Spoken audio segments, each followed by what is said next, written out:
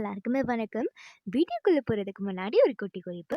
Corona ரொம்பவே ரேப்பிடா spread ஆயிட்டு வந்துட்டு இருக்கு. முடிஞ்ச அளவுக்கு எல்லாரும் வீட்லயே இருங்க, சேஃபா இருங்க, மாஸ்க் போட்டுட்டே இருங்க, சானிடைஸ் பண்ணிட்டே இருங்க. முக்கியமா ஹோட்டல் ஃபுட்டை அவாய்ட் பண்ணுங்க, ஜங்க் ஃபுட்டை அவாய்ட் பண்ணுங்க, வீட்டில் இருந்தபடியே ஹெல்த்தியா சாப்பிடுங்க. சூப்பரா வீட்லயே சமைக்கிறதுக்கு நம்ம சேனலை பாருங்க. இன்னும் நிறைய டிப்ஸ் உங்களுக்காக வந்துட்டே இருக்கு. இந்த பேண்டமிக் டைம்ல நம்ம கண்டிப்பா ஸ்ட்ரெஸ்ஃபுல்லாக தான் இருப்போம். இந்த மைண்ட் செட்டை மாற்றுறதுக்கு இன்னைக்கு நான் உங்களுக்கு மஷ்ரூம் டிக்கா எடுத்துட்டு வந்திருக்கேன். லாக்டவுன்ல இந்த ரெசிபியை கண்டிப்பா மிஸ் பண்ணிருப்பீங்க. இந்த கவலையே இன்னைக்கு வேண்டாம். இந்த வீடியோவை பார்த்துட்டு டக்குன்னு போய் ட்ரை பண்ணி பாருங்க. நான் சொல்கிறதெல்லாம் ஃபாலோ பண்ணி நீங்கள் கரெக்டாக செஞ்சிங்கன்னா உங்களுக்கு பர்ஃபெக்டான மஷ்ரூம் டிக்கா கிடைக்கும். மஷ்ரூம்லாம் நல்லா ஜூஸியாக சூப்பராக இருக்கும். அப்புறம் இந்த ரெசிபிக்கு காளான் கொஞ்சம் ஃப்ரெஷ்ஷாக இருந்தால் தான் நல்லாயிருக்கும். ஸோ நல்லா ஃப்ரெஷ்ஷாக இருக்க காளானை பார்த்து வாங்கிக்கோங்க. இப்போ நம்ம மசாலா பண்ண ஸ்டார்ட் பண்ணிடலாம். 3-4 ரெட் சில்லிஸ் ஆட் பண்ணிக்கோங்க, அதாவது வரமிளகாய்.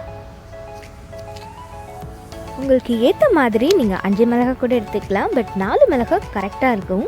2 ஸ்பூன் மல்லி, அப்புறம் ஸ்பைசஸ் எல்லாம் ஆட் பண்ணிக்கலாம். இதை ஆட் பண்ணாதான் ஃப்ளேவர் நல்லாயிருக்கும். அதை நல்லா ரோஸ்ட் பண்ணிக்கலாம். ஃப்ளேம் மீடியம்லேயே இருக்கட்டும். ஒரு 2 to 3 மினிட்ஸ் ரோஸ்ட் பண்ணதுக்கப்புறமா 1/4 ஸ்பூன் சீரகம், 1/4 ஸ்பூன் சோம்பு, 1/4 ஸ்பூன் மிளகு, இதை எல்லாத்தையும் ஆட் பண்ணிவிட்டு திருப்பி நல்லா ரோஸ்ட் பண்ணுங்கள். இப்போ நல்லா அந்த அரோமா, அதாவது நல்லா வறுபட்டு அந்த ஸ்மெல் வரணும். அது வரைக்கும் நம்ம நல்லா ரோஸ்ட் பண்ணிக்கலாம். ஸ்டவ் மீடியம்லேயே இருக்கட்டும், இல்லாட்டி கரிஞ்ச மாதிரி ஆகிடும். 5-7 நிமிஷம் நல்லா அது வறுபடணும்.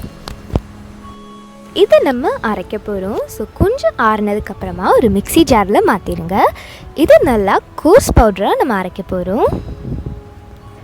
இந்த சீக்ரெட் மசாலா தான் நம்ம மஷ்ரூமை மேரினேட் பண்ணுறதுக்கு யூஸ் பண்ண போகிறோம். இந்த மசாலா நல்லா வந்தாலே டிக்கா சூப்பராக வரும். இப்போ நான் உங்களுக்கு ஒரு டிப் சொல்கிறேன். ஃபோர்க் வச்சு மஷ்ரூமில் கொஞ்சம் ஹோல்ஸ் போட்டுக்கோங்க. அப்போ மசாலாலாம் உள்ளே போய் நல்லா பைண்ட் ஆகி வேறு லெவலில் இருக்கும். ரொம்ப குட்டி மஷ்ரூமுக்கு பண்ண வேண்டாம். பெரிய மஷ்ரூம்னா கண்டிப்பாக அதை ட்ரை பண்ணி பாருங்கள். மசாலாவை சேர்க்க ஆரம்பிச்சிடலாம். ஒரு பவுலில் 3 ஸ்பூன் கெட்டி தயிர். தயிரில் தண்ணி இல்லாத மாதிரி பார்த்துக்கோங்க. அப்போ தான் நம்ம ஊற வைக்கும் போது தண்ணி சேராமல் இருக்கும். தண்ணி தயிராக இருந்ததுன்னா தண்ணி சேர்ந்துடும், டோட்டல் டிஷ் வேஸ்ட்டாக போயிடும். ஸோ முடிஞ்ச அளவுக்கு கொஞ்சம் கெட்டி தயிராக இருக்க மாதிரி பார்த்துக்கோங்க. அடுத்து தேவையான அளவு உப்பு, 1/4 ஸ்பூன் கரம் மசாலா. அடுத்து நம்ம செஞ்சு வச்சுருக்கோம் இல்லையா இந்த மசாலா, அந்த பவுடரில் இருந்து ஒரு 2 ஸ்பூன் ஆட் பண்ணிக்கலாம். உங்கள் டேஸ்ட்டுக்கு ஏற்ற மாதிரி நீங்கள் அட்ஜஸ்ட் பண்ணிக்கோங்க. 2 ஸ்பூன் கரெக்டாக இருக்கும். அப்புறம் 1 ஸ்பூன் இஞ்சி பூண்டு விழுது. இது எல்லாத்தையும் ஃபர்ஸ்ட் நம்ம நல்லா கலந்து விட்டுடலாம். வேணும்னா இதில் 1/2 லெமனோட ஜூஸை ஆட் பண்ணிக்கலாம். எனக்கு தயிர்லேயே அந்த புளிப்பு டேஸ்ட் இருந்தனால மசாலா நல்லா இருந்தது. இப்போ நல்லா நம்ம மசாலாவை கலந்தாச்சு. இப்போ காளானை ஆட் பண்ணிக்கலாம்.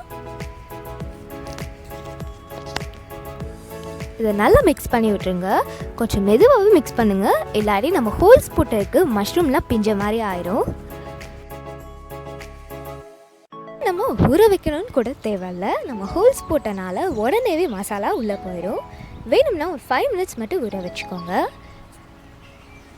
ஊற வச்சா எக்ஸ்ட்ரா ஜூஸியாக இருக்குன்றனால நான் ஒரு 5 மினிட்ஸ் ஊற வச்சுருந்தேன். நீங்கள் சிம்பிளாக பண்ணுறீங்கன்னா நீங்கள் இப்படியே ஸ்டவ்வில் போட்டு எடுத்துக்கலாம். நான் இன்றைக்கி ஆனியன் அண்ட் டொமேட்டோ மட்டும் சேர்த்து பண்ண போகிறேன். வேணும்னா இதில் நீங்கள் கேப்சிகம் கூட ஆட் பண்ணிக்கலாம். இல்லாட்டி ஆனியன் அண்ட் டொமேட்டோ இல்லாமல் நீங்கள் நார்மலாகவே பண்ணலாம். அதுவும் டேஸ்ட் சூப்பராக இருக்கும். இதையும் நம்ம நல்லா மிக்ஸ் பண்ணிக்கலாம். இதை மிக்ஸ் பண்ணதுக்கப்புறமா நம்ம உடனேவே இது பண்ணிடலாம். இதை ஊற வைக்கணும்னு தேவையில்லை.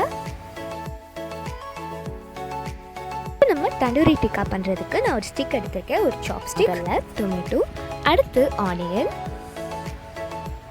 அடுத்து மஷ்ரூம் ஆட் பண்ணிக்கலாம். எல்லாம் கொஞ்சம் ஒரே சைஸில் இருக்க மாதிரி பார்த்து ஆட் பண்ணிக்கோங்க.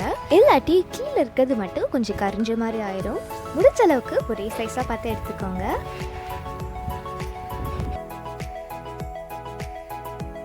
எல்லாத்தையுமே ஸ்டிக்கில் வச்சுட்டேன். ஒரு முக்கியமான விஷயம், நம்ம தயிரை தண்ணி சேர்க்காம கெட்டியாக சேர்த்தனால தான் மசாலா நல்லா சேர்ந்துருக்கு. நான் இன்னைக்கு கிரில் ஸ்டாண்ட் யூஸ் பண்ணுறேன். உங்கள்கிட்ட இது இல்லைன்னா நீங்கள் grill பேனில் கூட போட்டு எடுத்துக்கலாம். ஸ்டார்டிங்கில் ஃப்ளேமை லோவில் வச்சுருங்க. ஒரு 5 minutes அப்படியே இருக்கட்டும். டிக்காவை ஃபுல்லாகவும் ஹையில் வைக்கக்கூடாது, ஃபுல்லாகவும் லோவில் வைக்கக்கூடாது. அப்பப்போ ஹையில் வச்சு அப்பப்போ லோவில் வச்சுக்கலாம். அப்போ தான் எல்லாமே சமமாக வந்து நல்லாயிருக்கும். இந்த கிரில் ஸ்டாண்ட் எல்லாரும் வீட்லேயும் இருக்காது. எல்லாதவங்க பேனில் ட்ரை பண்ணி பாருங்கள், அதாவது கிரில் பேனில் ட்ரை பண்ணி பாருங்கள். பேனை விட இந்த ஸ்டாண்ட் நல்லாவே ஸ்மோக்கி ஃப்ளேவர்ஸ் கொடுக்கும். அதுதான் இந்த ரெசிபிக்கு ரொம்பவே முக்கியம். அண்ட் அப்பப்போ நம்ம ஹையில் வச்சுட்டு கொஞ்சம் தூக்கி பிடிச்சிட்டு இந்த மாதிரி காட்டிகிட்டே இருக்கணும். இந்த விஷயத்தில் நீங்கள் கொஞ்சம் கவனமாகவே இருக்கணும். இப்போ ஒரு 7 minutes ஆனதுக்கப்புறமா கொஞ்சம் திருப்பி விட்டுக்கலாம்.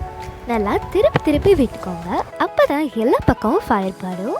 இது ஒரே சைஸில் இருந்தால் தான் கீழே கருகாமல் இருக்கும். ஸோ அதுக்கேற்ற மாதிரி பார்த்துக்கோங்க. இந்த ரெசிபியை கண்டிப்பாக உங்கள் வீட்டில் ட்ரை பண்ணுங்கள். கண்டிப்பாக மஷ்ரூம் நல்லா ஜூஸியாக ஸ்மோக்கி ஃப்ளேவர்ஸ்லாம் உள்ளே போய் அட்டகாசமாக இருக்கும். நீங்கள் தூக்கி காட்டும் போது ஹை ஃப்ளேமில் வச்சுக்கலாம். பட் மஷ்ரூம் கீழே நீங்கள் வச்சுருக்கும் போது லோ ஃப்ளேம்லேயே வச்சுக்கோங்க, இல்லாட்டி கொஞ்சம் கரிஞ்ச மாதிரி ஆகிடும். பார்த்தீங்களா எவ்வளோ சுலபமாக நம்ம வீட்டிலையே ஹோட்டலில் கிடைக்கிற அதே டேஸ்ட்டோட டிக்கா செஞ்சிட்டோம்னு. லாஸ்ட்டாக நான் கார்னிஷிங்காக கொஞ்சோண்டு லெமன் ஜூஸ் ஆட் பண்ணியிருக்கேன். உங்களுக்கு தேவைன்னா அதை ஆட் பண்ணிக்கலாம். இந்த மஷ்ரூமில் மட்டும் இல்லை, பன்னீர், சிக்கன் அந்த மாதிரி எதில் வேணாலும் ட்ரை பண்ணலாம். டேஸ்ட் அட்டகாசமாக இருக்கும்.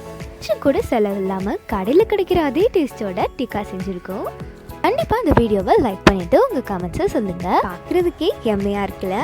உங்கள் வீட்டில் இதை ட்ரை பண்ணி பார்த்துட்டு உங்களோட ஃபீட்பேக்ஸை கமெண்ட்ஸில் சொல்லுங்கள். நெக்ஸ்ட் இன்ட்ரெஸ்டிங் வீடியோவில் பார்க்கலாம். அது வரைக்கும் டேக் கேர், டாடா, பாய்.